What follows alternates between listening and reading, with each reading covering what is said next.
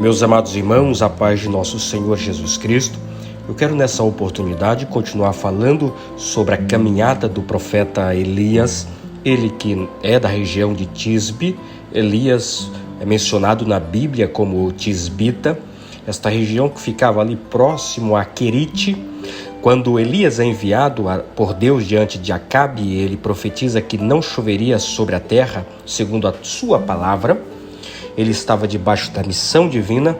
Deus agora envia o Elias de volta para o Querite, para a região em que ele nasceu, cresceu, conhecia muito bem.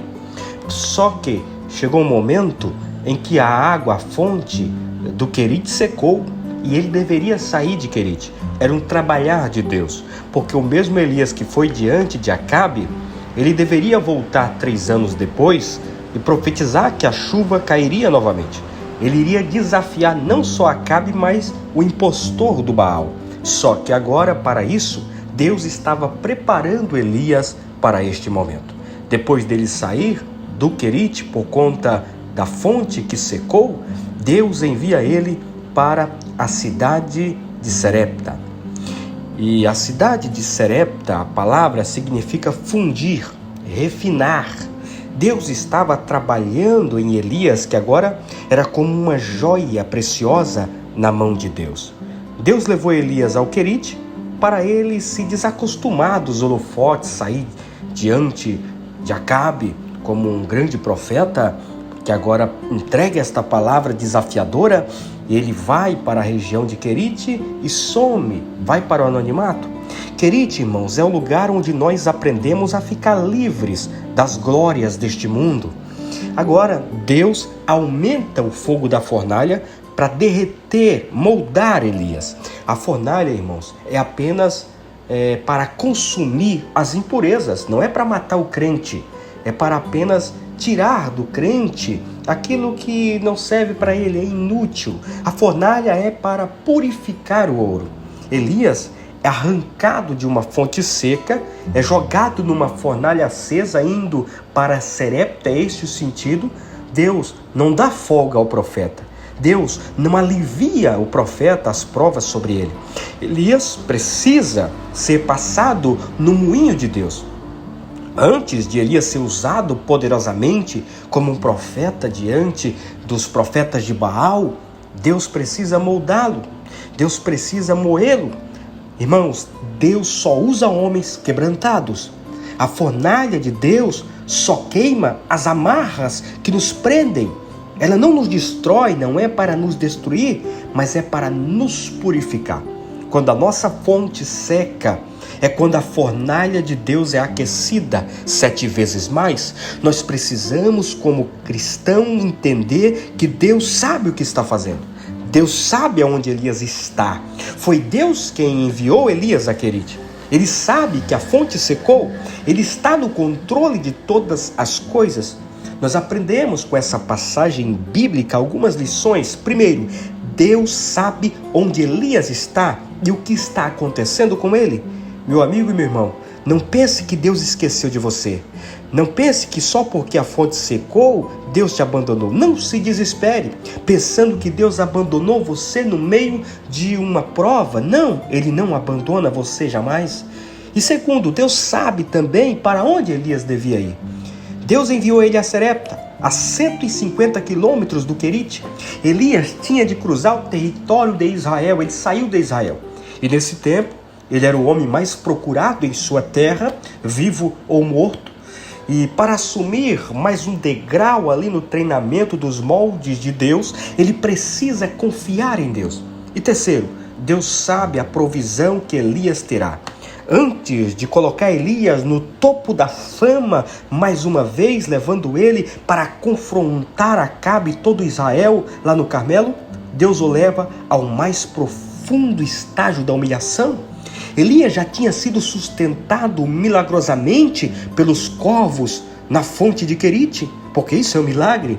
Agora ele seria sustentado por uma viúva gentia, pobre, irmãos, faminta. Ela estava à beira da morte. Ele não iria ao estrangeiro para ser sustentado, mas para sustentar uma viúva pobre, para levar a ela alimento. Quando Elias chegou ali a Serepta, fugindo da sede, ele encontrou a carranca da morte. Estava por todo lado o cheiro da morte.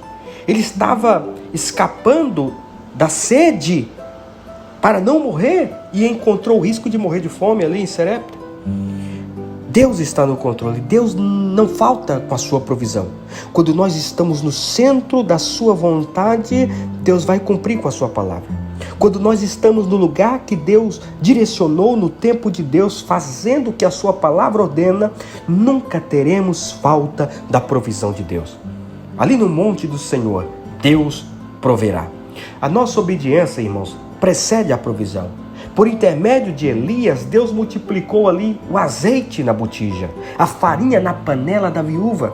E aquela mulher conheceu Deus ali na cozinha dela. A fome bateu em retirada daquela casa. A abundância, a vida voltou para dentro daquela casa. Você tem que entender que assim como Elias, há lugar que você não vai para ser abençoado. Há lugar que Deus te leva é para você abençoar. Elias está fugindo para não morrer de sede. Ele pensa, agora eu vou para um lugar descansar, chega de caverna, chega de comer alimento trazido por corvos, mas ele vai para um lugar para abençoar, para levar vida. Tem lugar que Deus te leva para te abençoar, mas não se preocupe, o altar não fica devendo nada a ninguém. Essa provisão é uma provisão milagrosa. Eu lembro da história de um rei, e essa história diz que esse rei não acreditava na bondade de Deus. Ele tinha um súdito que sempre lembrava ele, olha, Deus é bom. Qualquer circunstância que o rei estava desanimado, o súdito dizia, não desanime porque Deus é bom. Um dia, esse rei saiu para caçar e juntamente com esse súdito, e uma fera da floresta atacou o rei. O súdito conseguiu matar o animal, porém não conseguiu evitar que o rei perdesse o dedo mínimo da sua mão. E o rei, furioso pelo que havia acontecido e sem mostrar agradecimento pela sua vida ter sido salva pelo servo, ele perguntou, e agora o que você me diz? Deus é bom? Se Deus fosse bom, não teria sido atacado e não teria perdido o meu dedo? O servo respondeu, meu rei, apesar de todas essas coisas ruins, somente posso dizer-lhe que Deus é bom. E mesmo isso acontecendo, você perdeu o dedo, mas é para o seu bem, é para o seu bem. O rei, muito indignado com a resposta de confronto do súdito, mandou que ele fosse preso numa cela escura ali do calabouço. E após alguns tempos, meu irmão, o rei voltou a caçar novamente e aconteceu que ele foi atacado. Desta vez, não por uma fera, mas por uma tribo de índio, selvagem, canibais. E aqueles índios sacrificavam humanos para os seus deuses. Quando prenderam o rei, passaram ali a preparar com júbilos o ritual do sacrifício. Quando já estava tudo pronto, o rei estava diante do altar. O sacerdote indígena, ao examinar a vítima, observou furioso, este homem não pode ser sacrificado aos nossos deuses, ele é defeituoso, ele não tem um dedo. E o rei foi libertado, voltou para o palácio alegre, aliviado, e mandou soltar o súdito, fez uma festa e disse, traga ele à minha presença. Ao ver o servo, abraçou ele afetuosamente ali, dizendo, meu caro, Deus foi realmente bom comigo.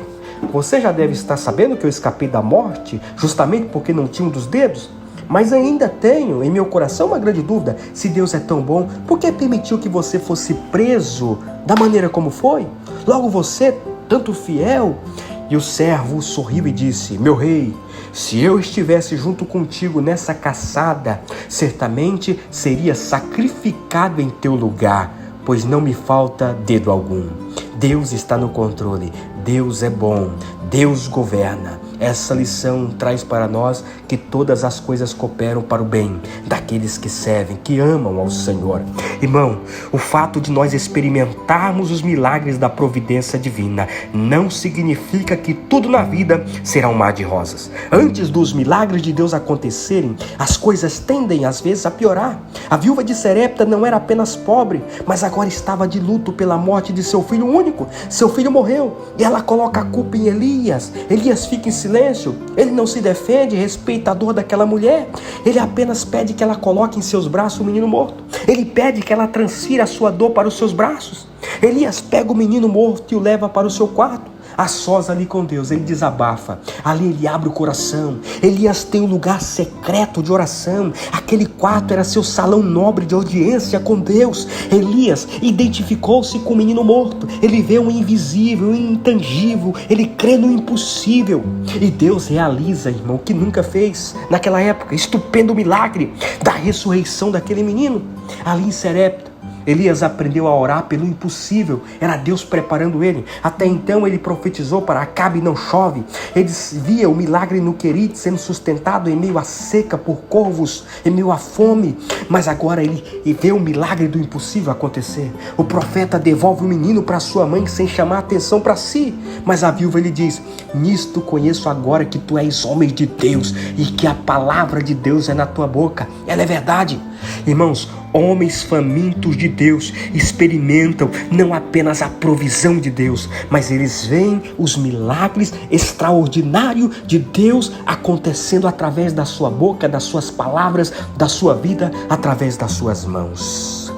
Em nome de Jesus eu quero orar com você. Amanhã eu quero continuar com Elias no Carmelo, na batalha. Pai, eu te agradeço por este momento precioso. Muito obrigado, Senhor, por essas vidas que ouviram aqui. Quem sabe que estão como o profeta Elias, Senhor, sendo desafiado, sendo levado a um próximo nível, levando-se, Senhor, para ser abençoado como boca do Senhor, como voz profética. Abençoa esta vida, restaura esta vida, este ministério, Senhor, que está sobre as tuas mãos, que não entende, Senhor, que algum mal sobreveio, que não entende que algo aconteceu, que parece ser ruim, parece que magoou, machucou, doeu. Mas o Senhor, assim como a história que eu disse do rei que perdeu o dedo e por conta disso ele foi salvo. Oh Senhor, se nós estamos debaixo da tua provisão, da tua proteção, nós sabemos que o que não entendemos agora, entenderemos lá na frente. Conforta este coração. Não coloque ponto de interrogação, porque, aonde Deus já colocou um ponto final. Sanda cala séria, de calabanda cama súbia, a sanda cala séria. Deixa Deus confortar a sua alma, o seu coração, em nome de Jesus nessa noite. Deus te abençoe, meu irmão. Deus te guarde. Amém.